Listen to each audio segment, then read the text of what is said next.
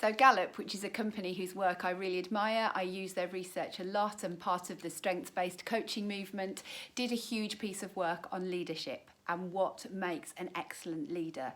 They did what you'd expect. They spoke to senior leaders. They spoke to about 20,000 CEOs and senior leaders, which is a phenomenal number, to get their research right and make sure they found real trends rather than just what sounded interesting.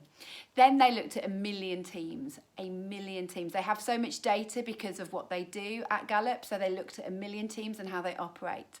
But what made this really interesting is they actually interviewed 20,000 followers. Often we look to the gurus and the experts to tell us what a leader is, but what about asking people who actually follow? What is it they want from a leader? What is it they're looking for? So they found out 3 things from this piece of research. The first is that excellent leaders come in all shapes, sizes and forms.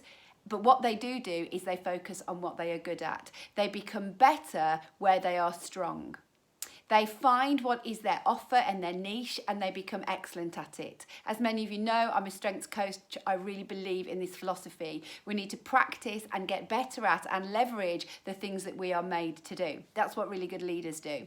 And the second thing they do is they are comfortable with who they are, so comfortable that they surround themselves with brilliant people. So their teams are also excellent and different to them. The people that are in their senior leadership bring things that they don't. They look at things differently, bring different perspectives, they influence differently, think differently and build relationships differently.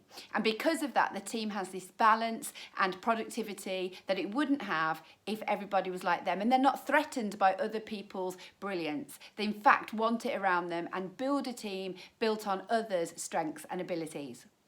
And then the last thing, this is a bit that's quite interesting and we're going to spend some time looking at. They looked at what therefore do followers want from their leaders. And we think there's all sorts of grand things that people want from their leadership. But Gallup managed to narrow it down to 4 words that we're going to explore over the coming period. The first word is trust. The second is compassion. The third word is hope. And the fourth word is stability. Trust, compassion, hope, and stability. That is what 20,000 followers told them they want from their leader.